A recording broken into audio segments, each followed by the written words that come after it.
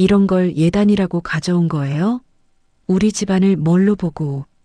고요하던 한정식 룸 상견례 자리에서 예비 시어머니가 예단 목록을 식탁에 내던졌습니다.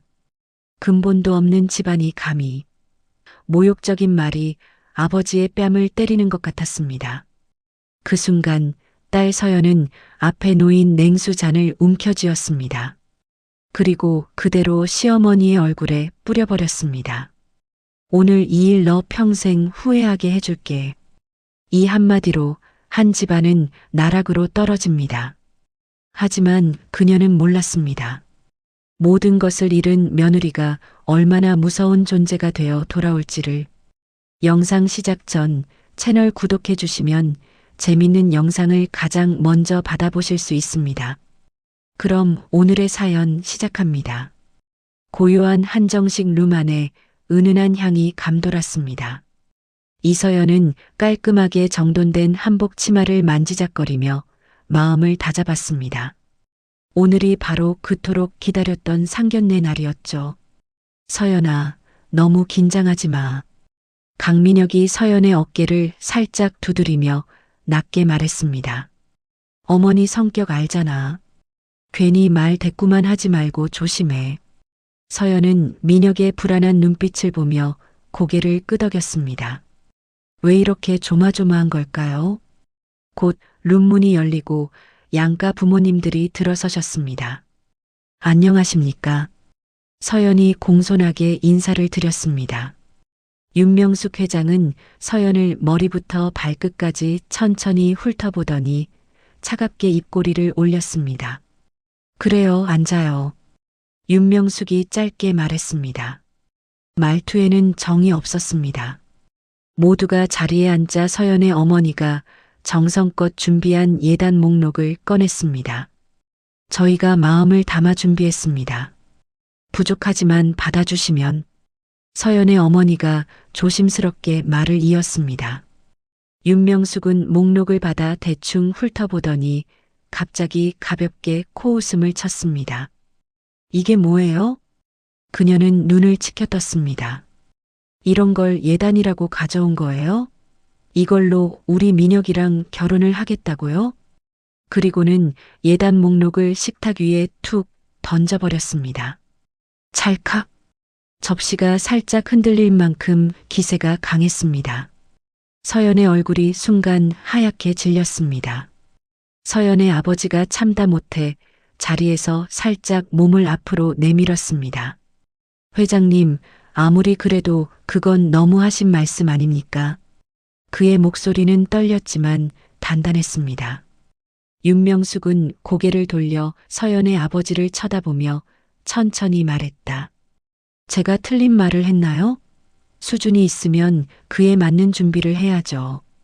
우리 집안을 뭘로 보고 이런 걸 내민 거예요? 서연의 어머니가 고개를 푹 숙였습니다. 죄송합니다. 저희가 많이 모자라서. 그 순간 민혁이 조용히 어머니를 향해 말했습니다. 어머니, 그러지 마세요. 너무 심하세요. 윤명숙은 민혁을 향해 날카롭게 눈을 좁혔습니다. 민혁아, 넌 가만히 있어. 어른들 이야기인데 왜 끼어들어? 서연은 더 이상 아무 말도 할 수 없었습니다. 두 손만 꼭 쥔 채 고개를 숙였습니다. 심해요? 윤명숙이 서연의 아버지를 노려보며 말했습니다. 근본도 없는 집안이 감히 우리 집안이랑 같은 줄 알아요? 서연의 손이 떨렸습니다. 치마 위에서 손가락이 꽉 오므라들었습니다. 민혁은 고개를 깊게 숙인 채 아무 말도 못했습니다. 중소기업 하나 겨우 굴리는 집이. 윤명숙이 코웃음을 크게 터뜨렸습니다. 우리 태아그룹 이름을 들어본 적도 없는 모양이네. 서연이 참지 못하고 고개를 들었습니다. 어머님, 아버지께 그런 말씀은 너무 하셨습니다. 윤명숙의 눈이 번쩍 올라갔습니다. 뭐라고? 지금 네가 나한테 대드는 거야? 서연은 숨을 깊게 들이마셨습니다. 그리고 앞에 놓인 냉수 잔을 움켜쥐었습니다. 찰나. 서연은 잔을 들어 올려 윤명숙 얼굴에 확 끼얹었습니다. 차가운 물이 얼굴을 타고 흘러내렸고 방 안이 고요해졌습니다. 아, 윤명숙이 벌떡 일어나 소리쳤습니다. 옆자리 사람들이 놀라 젓가락을 떨어뜨릴 정도였습니다. 서연아, 너 뭐 하는 거야? 민혁이 얼굴이 하얘져 소리쳤습니다. 어머니께 당장 사과드려. 윤명숙은 젖은 얼굴을 손등으로 천천히 닦았습니다. 표정이 차갑게 굳었습니다. 좋아. 그녀가 낮게 말했습니다. 오늘 이 일 너 평생 후회하게 해줄게. 서연은 굳은 얼굴로 아버지 손을 잡고 일어났습니다. 아버지, 나가요. 지금 당장. 서서연아, 잠깐만. 민혁이 다급하게 팔을 잡으려 했습니다. 서연은 그 손을 단번에 뿌리치고 문 쪽으로 걸었습니다. 뒤도 돌아보지 않았습니다. 윤명숙의 목소리가 얼음처럼 춥게 울렸습니다. 두고 봐. 내가 그냥 넘어갈 것 같아? 서연은 문을 열고 그대로 사라졌습니다. 그날 밤 서연의 집 앞에 민혁이 찾아왔습니다. 문이 열리자마자 그는 그대로 무릎을 꿇었습니다. 비에 젖은 사람처럼 초라한 얼굴이었습니다. 서연아. 민혁이 울먹이며 말했습니다. 제발 한 번만 내 말 좀 들어줘. 서연아, 제발 어머니께 사과해. 민혁이 서연의 다리를 붙잡으며 애원했습니다. 그래야 이 일이 조용히 넘어가. 제발 부탁이야. 서연은 민혁을 내려다보며 차갑게 말했습니다. 그래서요? 사과하면 넘어간다고요? 당신 어머니, 당신 둘 다 똑같네요. 서연은 민혁의 손을 떼어내고 현관문을 세게 닫았습니다. 바깥에서 민혁의 울부짖는 소리가 들렸습니다. 다음 날 이른 아침이었습니다. 서연의 아버지가 운영하는 서진 정밀에 택배가 쏟아졌습니다. 모두 은행에서 보낸 대출 상환 독촉장이었습니다. 이게 도대체 무슨 일이야? 아버지가 떨리는 손으로 서류들을 뒤적였습니다. 전화벨이 또 울렸습니다. 그리고 또 울렸습니다. 사장님, 직원이 뛰어들어왔습니다. 태아전자에서 계약 파기 통보가 왔습니다. 뭐라고? 아버지가 얼어붙었습니다. 태아화학, 태아건설도 전부 계약 취소래요. 방금 팩스 왔습니다. 아버지의 얼굴이 하얗게 질렸습니다. 그때였습니다. 공장 문이 벌컥 열렸습니다. 낯선 남자들이 우르르 들어왔습니다. 세무조사입니다. 선글라스를 낀 남자가 신분증을 내밀며 말했습니다. 모든 장부와 기계를 압류하겠습니다. 아니 잠깐만요. 이게 무슨... 아버지가 말을 잇기도 전에 압류 딱지가 공장 곳곳에 빠르게 붙기 시작했습니다. 아버지는 자신이 평생을 바쳐 만든 공장이 무너지는 모습을 멍하니 바라보기만 했습니다. 아버지, 서연이 숨이 차도록 달려왔지만 아버지는 이미 바닥에 쓰러져 있었습니다. 아버지, 정신 좀 차리세요. 서연이 흔들어 보았지만 대답이 없었습니다. 곧 구급차가 도착해 아버지는 응급실로 실려갔습니다. 서연은 중환자실 앞에서 두 손을 모으고 떨리는 숨을 참으며 기다렸습니다. 그때 뒤에서 익숙한 목소리가 들렸습니다.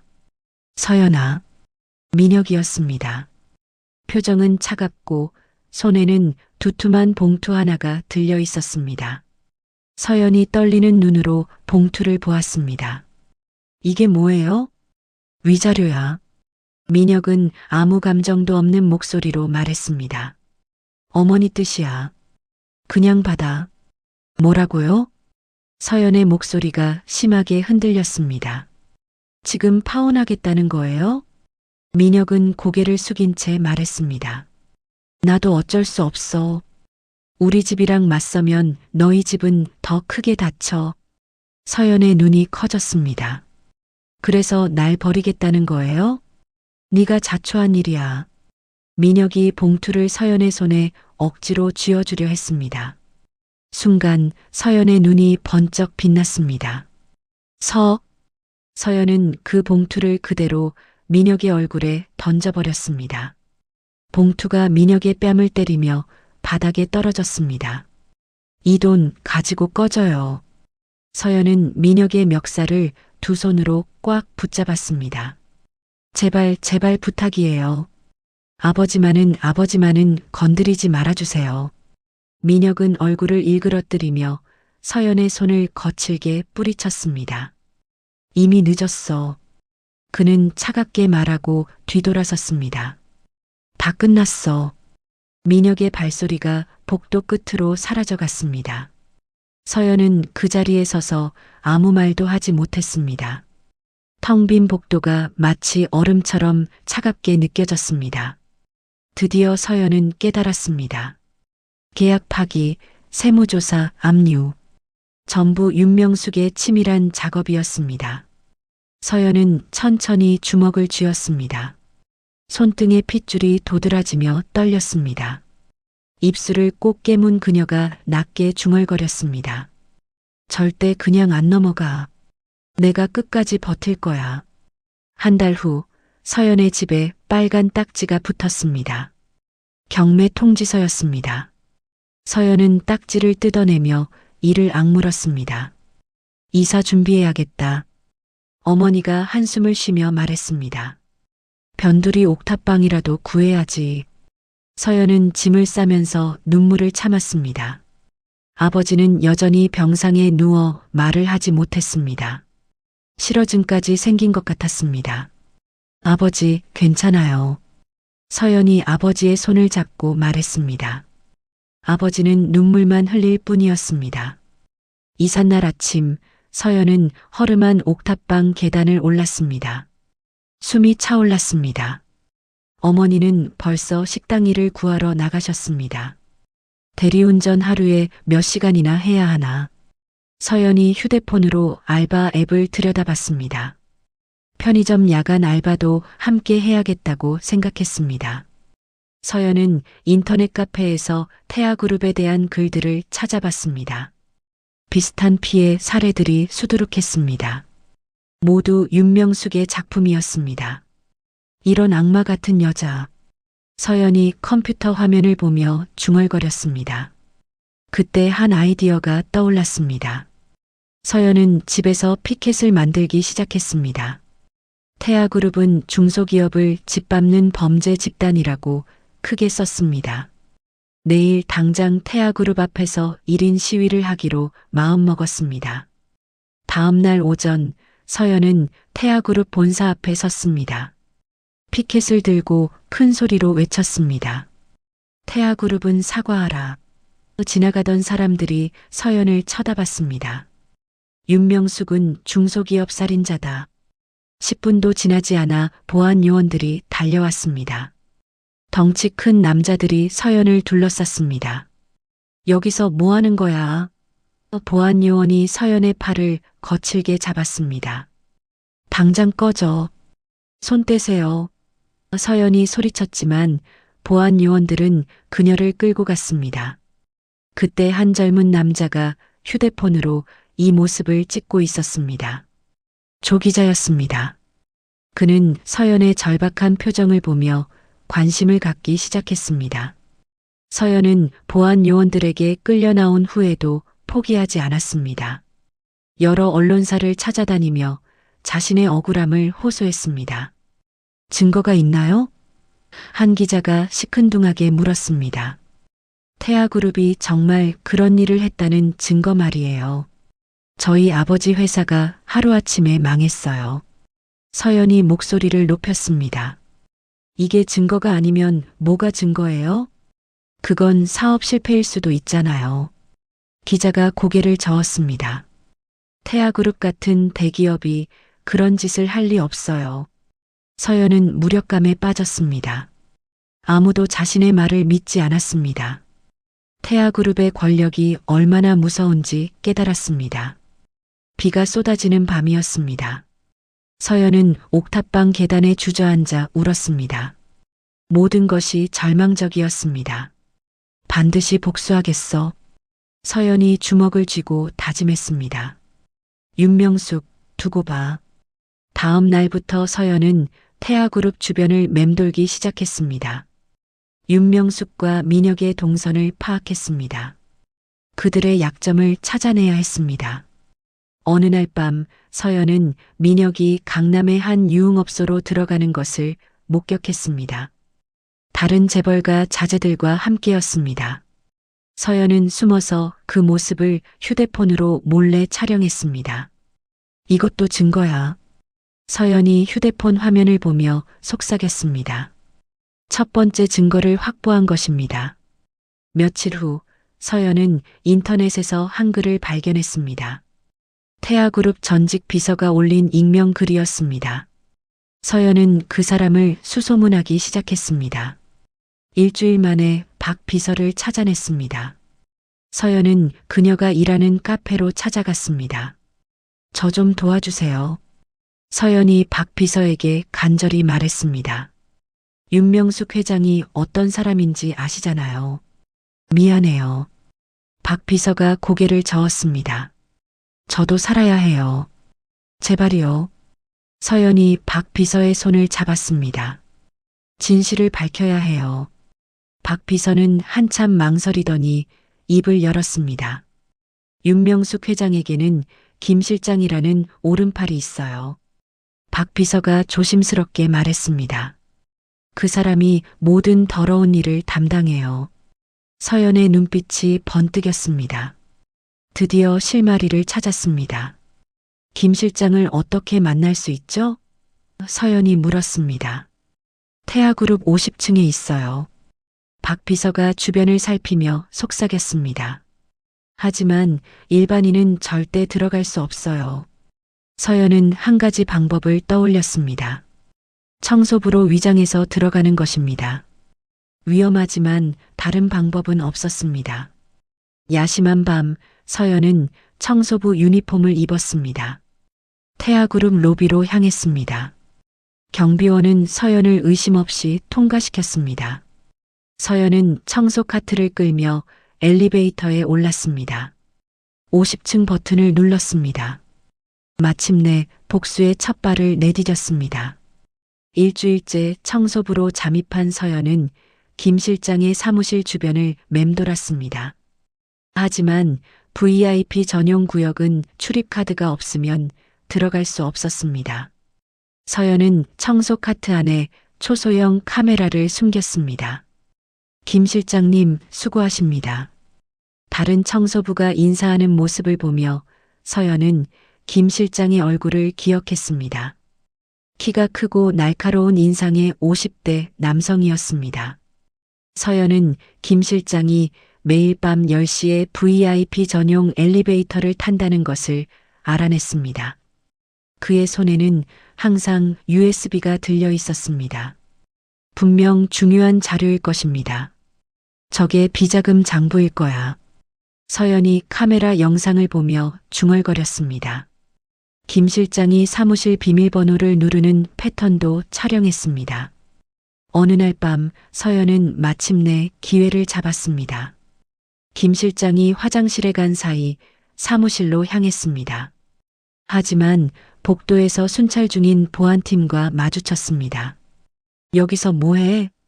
보안 요원이 서연을 의심스럽게 봤습니다. 화장실 청소하러 왔어요. 서연이 당황하며 대답했습니다. 저기 물이 새나 보다고 해서요. 다행히 보안 요원은 의심을 풀고 지나갔습니다.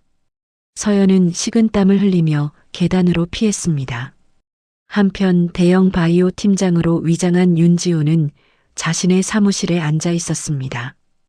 컴퓨터 화면에는 태아그룹 내부 CCTV가 떠 있었습니다. 그는 서연의 모든 행동을 지켜보고 있었습니다. 저 여자 뭔가 특별하네. 지훈이 서연의 당찬 모습을 보며 미소 지었습니다. 상견례에서 물을 뿌린 그 여자구나. 지훈은 서연이 50층 배전반을 살피는 것을 봤습니다. 정전을 일으킬 계획인 것 같았습니다. 절호의 기회였습니다. D-데이가 되었습니다. 서연은 10시 정각에 50층 전체 전원을 단락시켰습니다. 비상벨이 울리며 복도가 혼란에 빠졌습니다. 정전이야. 직원들이 우왕좌왕했습니다. 비상전력 언제 들어와? 지우는 이 혼란을 틈타 암흑 속에서 움직였습니다. 김 실장과 일부러 부딪히며 재빠르게 USB를 바꿔치기 했습니다. 죄송합니다. 지훈이 김 실장에게 사과했습니다. 김 실장은 아무것도 눈치채지 못했습니다. 비상전력이 복구되자 지훈은 서연에게 의미심장한 미소를 보냈습니다. 그리고 유유히 사라졌습니다. 서연은 그 남자가 누구인지 궁금했습니다. 김 실장이 자리를 뜨자 서연은 바닥에서 쪽지 하나를 발견했습니다. 옥상 비상계단 10분 뒤라고 적혀 있었습니다. 분명 그 남자가 떨어뜨린 것입니다. 10분 후 서연은 옥상 비상계단으로 향했습니다. 계단에서 그 남자가 기다리고 있었습니다. 달빛 아래 그의 얼굴이 또렷하게 보였습니다. 누구세요? 서연이 경계심을 보이며 물었습니다. 윤지훈입니다. 남자가 차분하게 대답했습니다. 윤명숙의 아들이기도 하고요. 서연의 눈이 커졌습니다. 윤명숙에게 또 다른 아들이 있다니 믿기 어려웠습니다. 정확히 말하면 버려진 아들이죠. 지훈이 쓸쓸하게 웃었습니다. 어머니는 제 존재를 숨기고 싶어 하시거든요. 그럼 당신은 왜? 서연이 말을 잇지 못했습니다. 복수하려고요. 지훈이 서연을 똑바로 봤습니다. 당신과 마찬가지로 말입니다. 지훈은 대형 바이오 해외 투자 전략 팀장으로 위장 근무 중이라고 설명했습니다.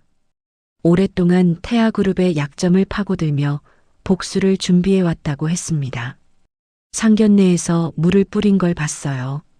지훈이 서연을 보며 말했습니다. 그 당돌함이 제 계획을 앞당겼습니다. 무슨 계획이요? 서연이 물었습니다. 김 실장의 USB에는 가짜 데이터만 들어있어요. 지훈이 진짜 USB를 꺼내 보였습니다. 진짜는 이거죠. 서연의 1인 시위부터 청소부 잠입까지 모든 것을 지켜봤다고 했습니다. 그녀의 정전 계획 덕분에 자신의 계획을 실행할 수 있었다고 설명했습니다. 혼자서는 윤명숙을 이길 수 없어요. 지훈이 서연에게 손을 내밀었습니다. 저와 함께 하시겠어요? 서연은 지훈의 손을 바라봤습니다. 자신을 나락으로 몬 윤명숙에게 또 다른 아들이 있었다는 사실에 경악했습니다. 하지만 동시에 희망도 생겼습니다. 좋아요. 서연이 지훈의 손을 잡았습니다. 함께해요. 지훈은 태아그룹의 내부 비리 자료 1차분을 서연에게 건넸습니다. 이제 윤명숙을 무너뜨릴 본격적인 계획이 시작되는 것입니다. 각자의 복수를 위해서요. 지훈이 서연을 보며 말했습니다. 네, 복수를 위해서요. 서연이 고개를 끄덕였습니다. 밤하늘 아래 두 사람의 위험한 동맹이 맺어졌습니다. 옥상 아래로는 태아그룹 본사의 불빛들이 반짝이고 있었습니다. 곧 그 불빛들이 꺼질 날이 올 것입니다. 서연과 지훈은 서로를 믿기로 했습니다. 내일부터 진짜 계획을 시작해요. 지훈이 USB를 주머니에 넣으며 말했습니다. 네, 준비됐어요. 서연이 단호하게 대답했습니다. 드디어 반격의 서막이 올랐습니다. 한 달 후 서연과 지훈은 허름한 오피스텔의 작은 사무실을 열었습니다. 문패에는 SY&JH 컴퍼니라고 적혀 있었습니다. 서연의 이니셜과 지훈의 이니셜을 따온 이름이었습니다. 친환경 유아용품이 어때요? 지훈이 사업 계획서를 펼치며 말했습니다. 태아그룹의 유통망을 교란시킬 수 있는 아이템이에요. 서연은 지훈의 제안을 곰곰이 생각해 봤습니다. 아버지의 회사 기술력을 응용하면 가능할 것 같았습니다. 좋은 생각이에요. 서연이 고개를 끄덕였습니다. 아버지께 상의해 봐야겠어요. 서연은 아버지가 입원해 있는 병실로 향했습니다. 아버지는 많이 회복되어 이제 간단한 말은 할 수 있었습니다. 아버지, 사업을 다시 시작하려고 해요. 서연이 아버지의 손을 잡고 말했습니다. 도와주실 수 있으세요? 아버지는 처음에 걱정스러운 표정을 지었습니다. 하지만 서연의 확고한 의지를 보고 마음을 바꿨습니다. 내가 가진 기술 다 알려줄게. 아버지가 떨리는 목소리로 말했습니다. 마지막 도움이라도. 서연은 아버지의 손을 꽉 잡았습니다.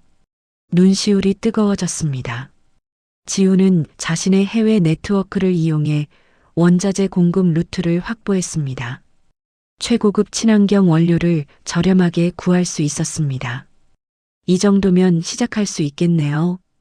지훈이 계약서들을 보며 만족해했습니다. 하지만 문제가 있었습니다. 기술자가 필요했는데 아무도 나서지 않았습니다.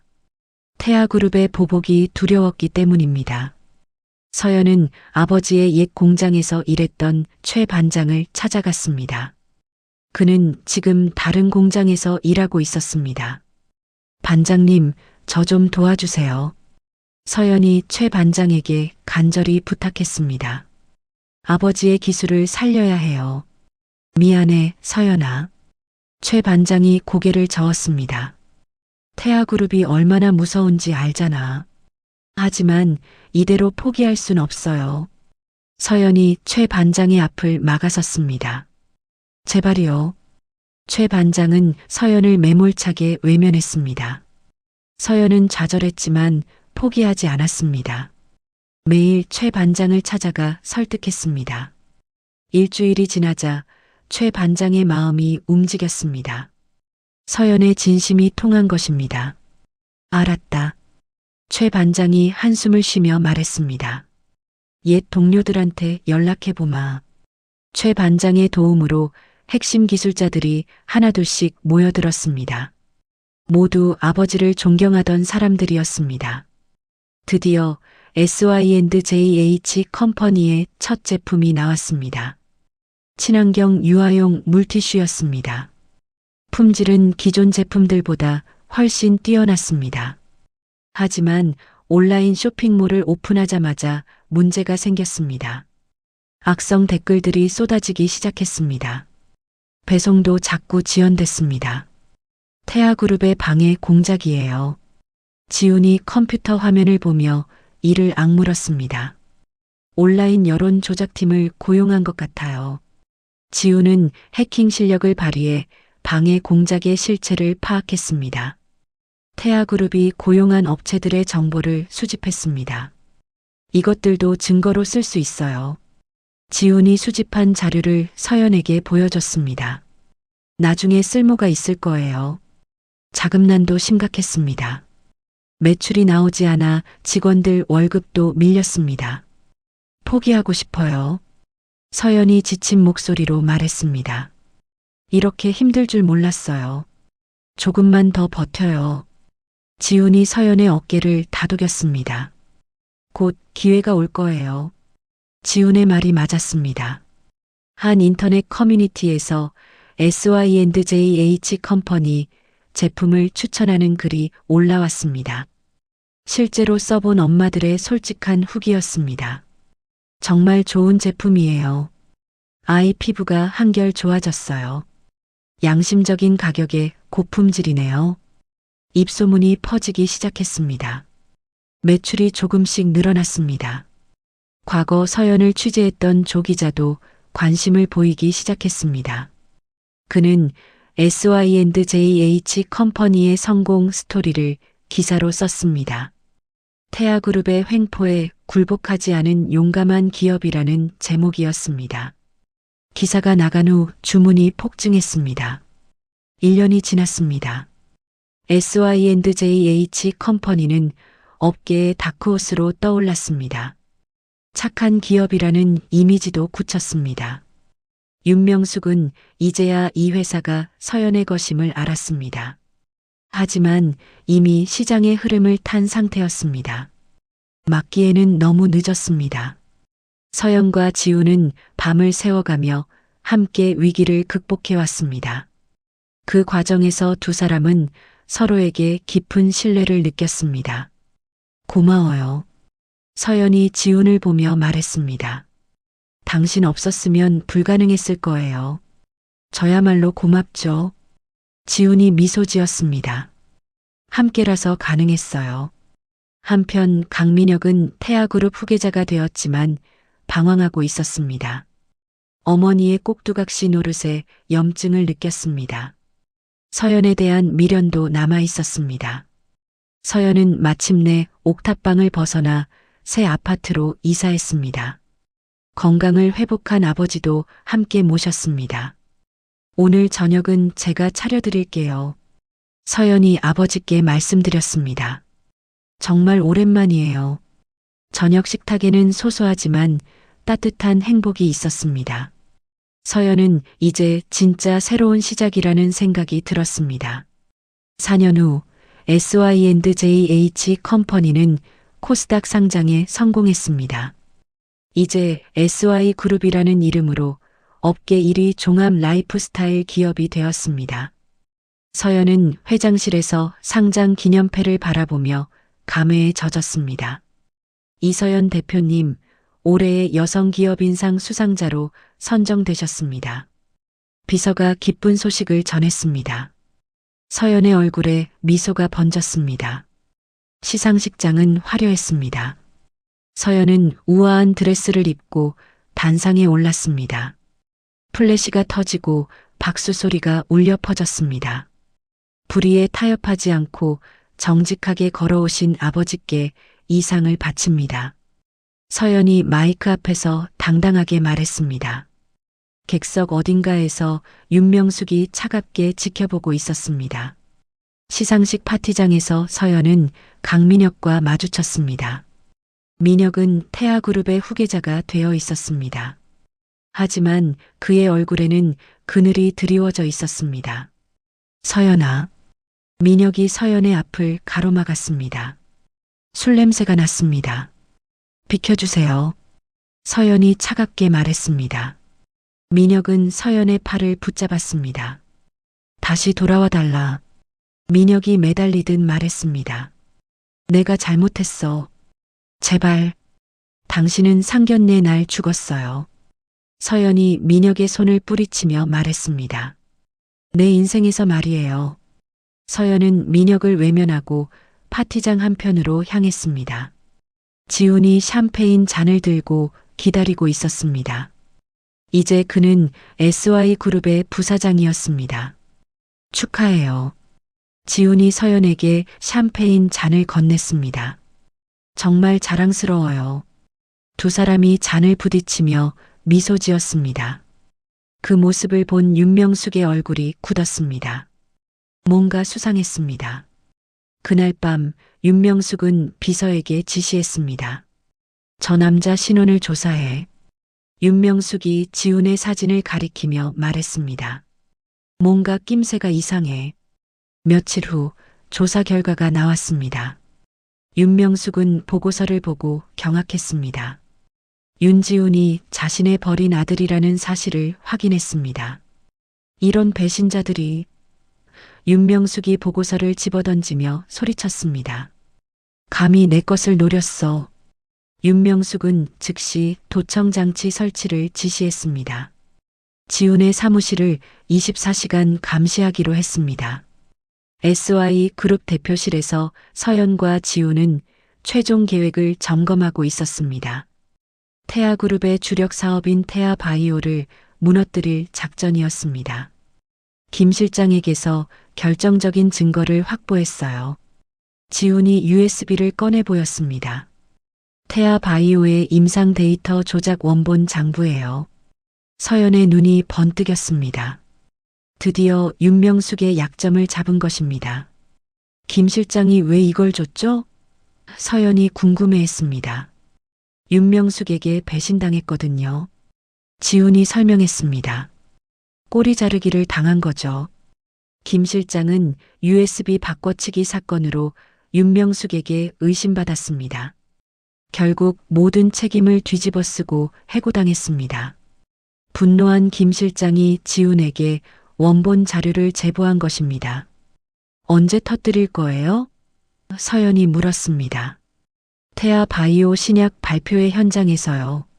지훈이 달력을 가리켰습니다. 일주일 뒤에요. 계획은 완벽했습니다. 신약 발표회 현장에서 임상 조작 사실을 폭로하는 것입니다. 피해자 유가족들도 함께할 예정이었습니다. 하지만 윤명숙은 도청 장치를 통해 모든 계획을 듣고 있었습니다. 그녀는 차가운 미소를 지었습니다. 감히 내 것을 탐내. 윤명숙이 중얼거렸습니다. 두고 봐라. 윤명숙은 반격을 준비하기 시작했습니다. 자신의 두 아들을 모두 제거하고 그룹을 지킬 계획을 세웠습니다. 서연과 지훈은 사무실 창밖으로 태아그룹 본사를 바라봤습니다. 길고 긴 복수의 끝이 보이는 것 같았습니다. 모든 게 끝나면 뭐 하고 싶어요? 지훈이 서연에게 물었습니다. 아버지와 함께 평범한 일상을 보내고 싶어요. 서연이 창밖을 보며 말했습니다. 그냥 소박하게 살고 싶어요. 저도 그런 날이 오길 바라요. 지훈이 서연의 손을 잡았습니다. 우리 모두에게요. 하지만 두 사람은 몰랐습니다. 윤명숙이 이미 모든 계획을 알고 있다는 것을, 더 큰 위기가 다가오고 있다는 것을 말입니다. 밤이 깊어갔습니다. 태아그룹 본사의 불빛들이 하나둘씩 꺼져갔습니다. 하지만 윤명숙의 집무실만은 여전히 밝았습니다. 일주일 후가 D-데이라고? 윤명숙이 도청 내용을 다시 들으며 중얼거렸습니다. 그럼 내가 먼저 움직여야겠군. 복수의 막이 본격적으로 오르려 하고 있었습니다. 하지만 과연 누가 승리할지는 아무도 알 수 없었습니다. 태아 바이오 신약 발표회 당일 아침이었습니다. 서연은 모든 준비를 마치고 기자회견장으로 향하려던 참이었습니다. 그때 집에서 급한 전화가 걸려왔습니다. 서연아, 빨리 와. 어머니의 다급한 목소리가 들렸습니다. 아버지가 쓰러지셨어. 서연은 황급히 집으로 달려갔습니다.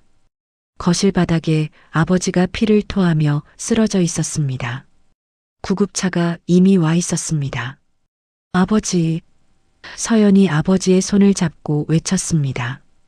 응급요원들이 서둘러 아버지를 들것에 옮겼습니다. 병원 응급실에서 의사가 진단 결과를 알려줬습니다. 급성 간경화 말기입니다.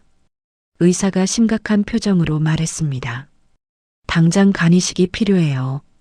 그럼 이식하면 되잖아요. 서연이 다급하게 말했습니다.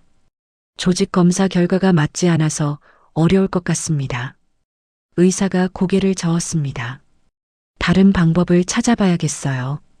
서연은 모든 계획을 중단하고 병원에 남았습니다. 지훈에게 연락을 시도했지만 전화가 통하지 않았습니다. 한편 윤명숙은 이미 계획을 실행에 옮기고 있었습니다. 서연이 병원에 묶인 사이 지훈을 납치했습니다. 지훈은 눈을 뜨자 낯선 별장에 있었습니다. 손목에는 수갑이 채워져 있었습니다.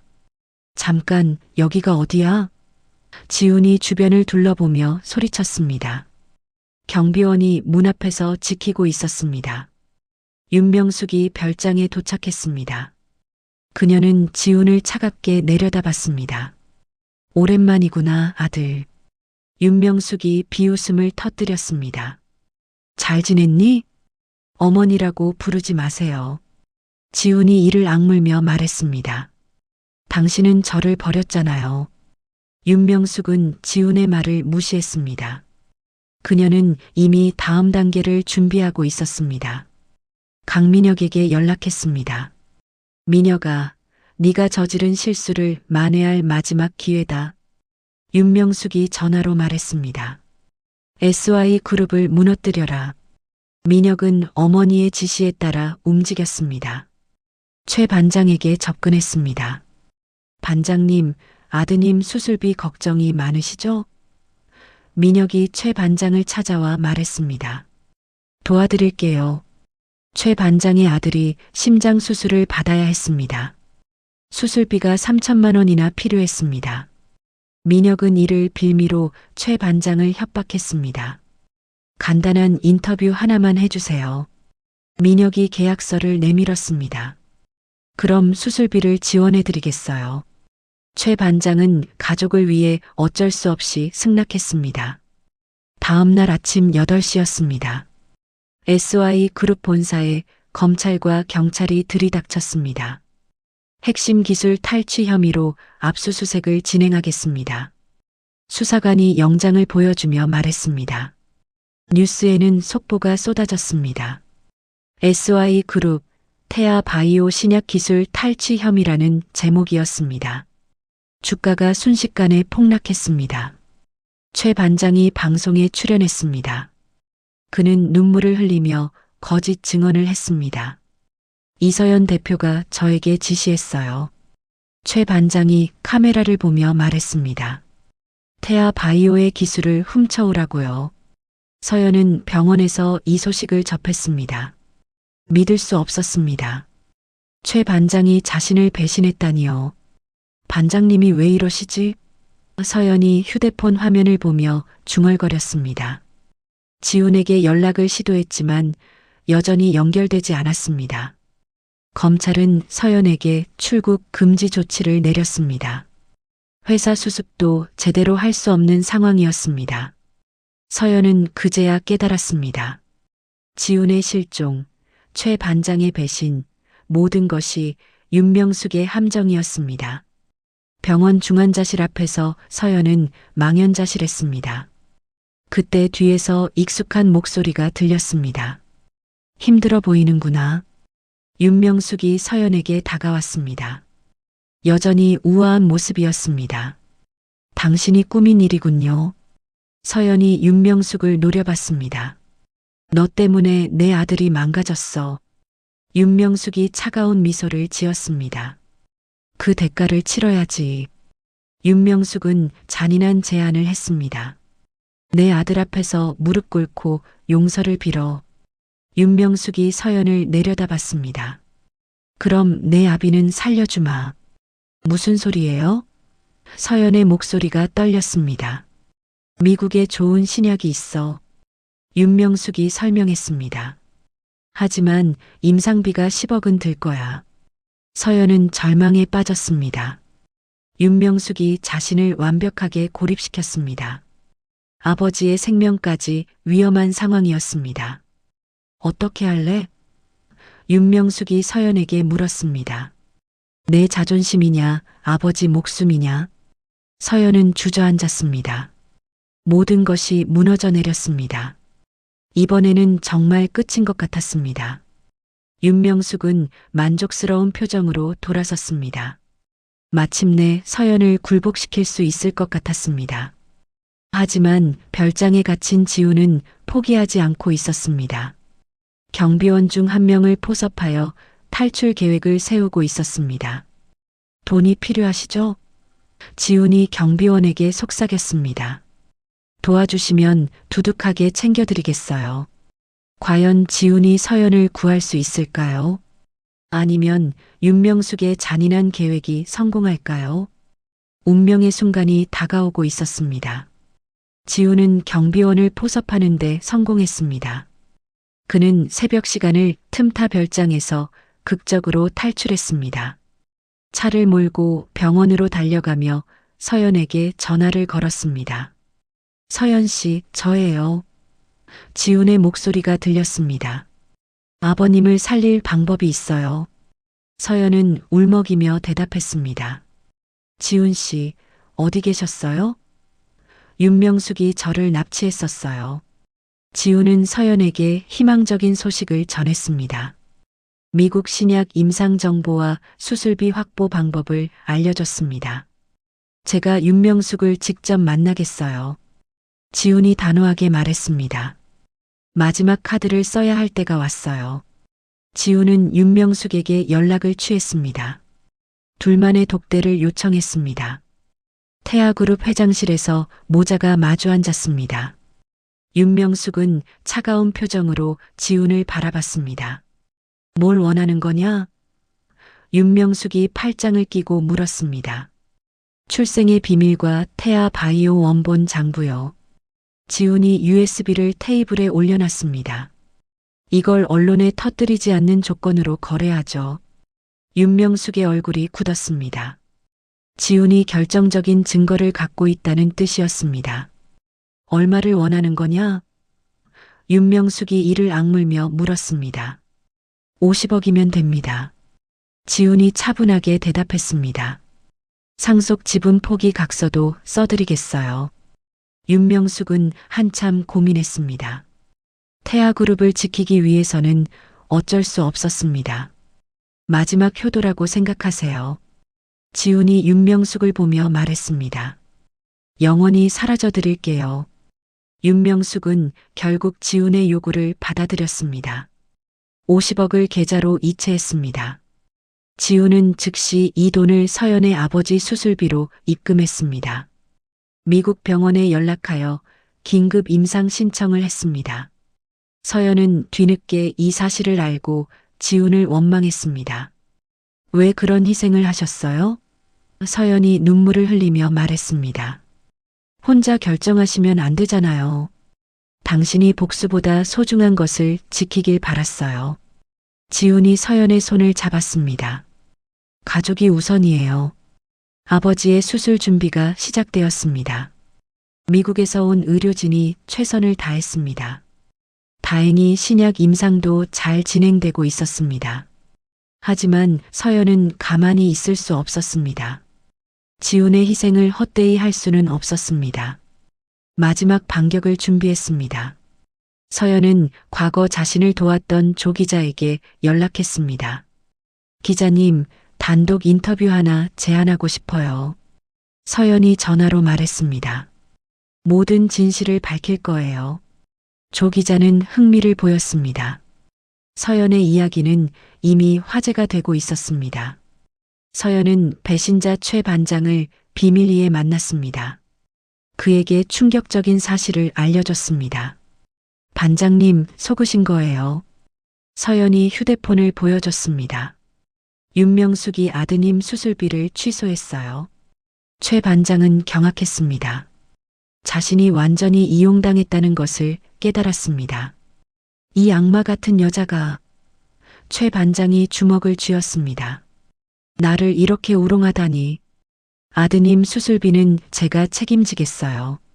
서연이 최 반장의 손을 잡았습니다. 대신 진실을 밝힐 마지막 기회예요.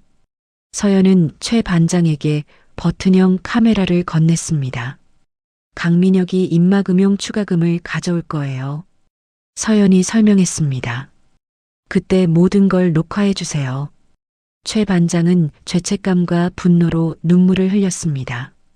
서연의 제안을 받아들였습니다.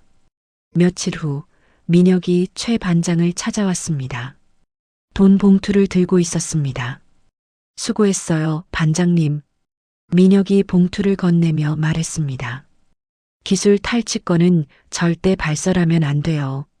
최 반장은 버튼 카메라로 모든 것을 녹화했습니다. 민혁의 매수 현장이 생생하게 담겼습니다. 아버지의 상태가 호전되던 날이었습니다. 서연은 긴급 기자회견을 소집했습니다. 기자회견장에는 수많은 기자들이 몰렸습니다. 서연이 단상에 올라섰습니다. 저는 기술 탈취를 한 적이 없습니다. 서연이 단호하게 말했습니다. 그때 최 반장이 깜짝 등장했습니다. 제가 증인으로 나서겠습니다. 최 반장이 마이크 앞에 섰습니다. 윤명숙과 강민혁이 저를 협박했어요. 기자회견장이 술렁였습니다. 최 반장은 모든 진실을 털어놨습니다. 서연은 이어서 폭탄 선언을 했습니다. 태아 바이오의 임상 데이터 조작 원본 장부를 공개하겠습니다. 서연이 USB를 들어보였습니다. 지훈 씨가 목숨 걸고 확보한 자료입니다. 화면에 장부 내용이 떠올랐습니다. 비자금 조성과 임상 조작 내역이 적나라하게 드러났습니다. 마지막으로 버튼 카메라 영상이 공개되었습니다.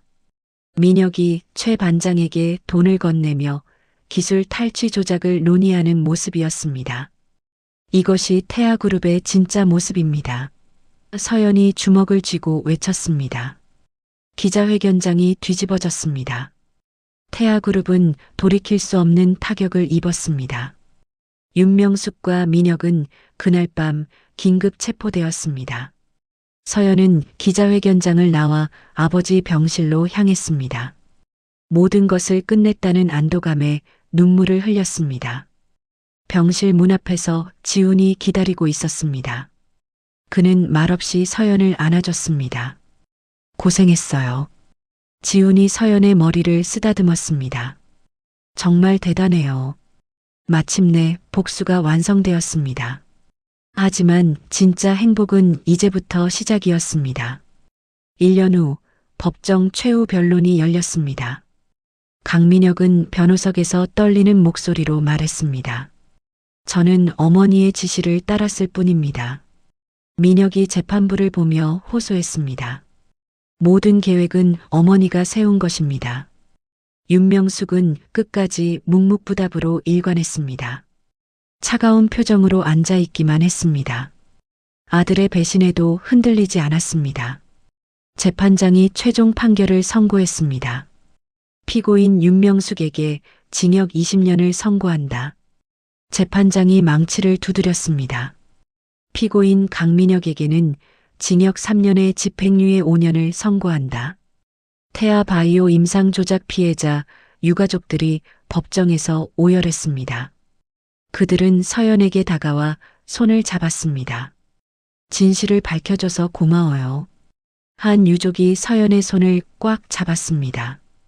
덕분에 억울함을 풀었어요.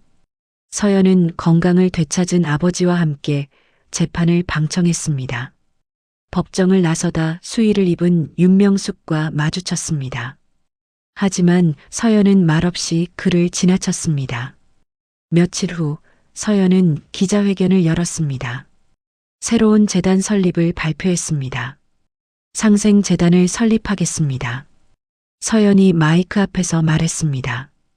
불공정 거래 피해자들을 돕는 것이 목표입니다. 서연은 아버지의 파산했던 회사 서진 정밀의 명예를 되찾았습니다.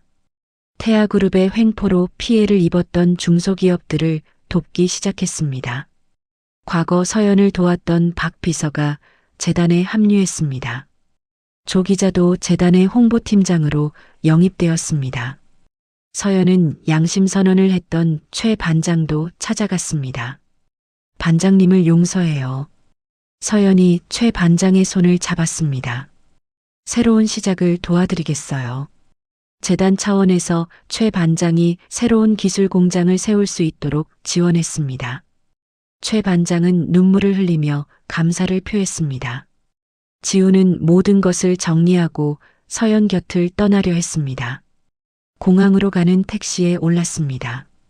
하지만 서연이 공항으로 달려와 그를 붙잡았습니다. 어디 가려는 거예요? 서연이 숨을 헐떡이며 말했습니다. 혼자 가면 안 돼요. 이제 제 역할은 끝났어요.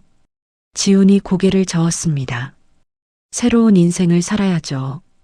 당신의 행복을 찾아줄 차례예요. 서연이 지훈의 손을 잡았습니다.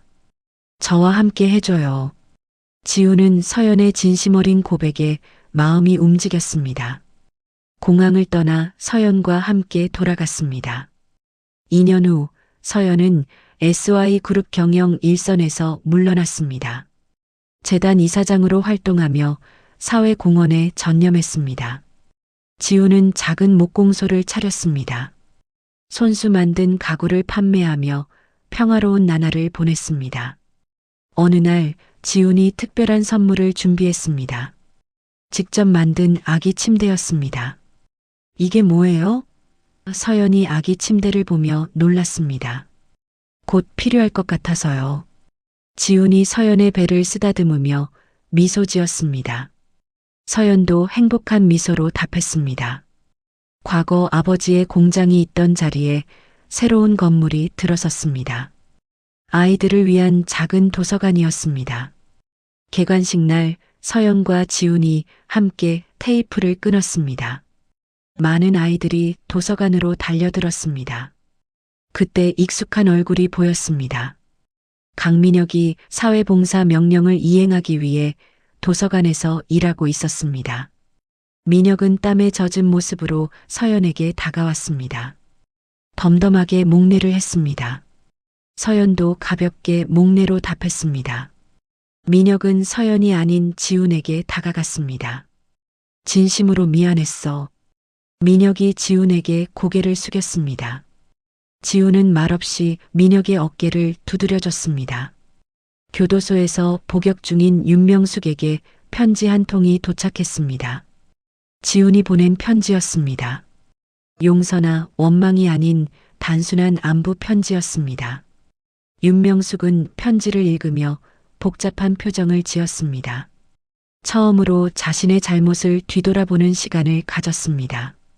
저녁 무렵 서연과 지훈은 도서관 앞 벤치에 앉았습니다. 아이들이 뛰어노는 모습을 바라봤습니다. 행복해요. 서연이 지훈의 어깨에 머리를 기댔습니다. 정말 진짜 행복이에요. 저도요. 지훈이 서연의 손을 잡았습니다. 이런 평범한 행복이 가장 소중해요. 석양이 지고 있었습니다. 도서관에서는 아이들의 웃음소리가 들려왔습니다. 과거의 상처는 치유되고 새로운 희망이 피어났습니다. 서연은 복수의 상처를 딛고 진정한 행복을 찾았습니다.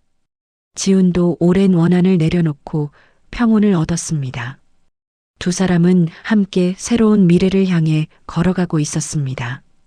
벤치에서 일어선 두 사람은 집으로 향했습니다. 따뜻한 저녁이 기다리고 있었습니다. 그들의 새로운 인생이 시작되고 있었습니다. 복수라는 이름으로 시작된 이야기가 마침내 용서와 사랑으로 끝을 맺었습니다. 상견례에서 물 한 잔을 끼얹은 것으로 시작된 서연의 여정은 험난했습니다. 아버지의 회사가 파산하고 모든 것을 잃었지만 그녀는 굴복하지 않았습니다.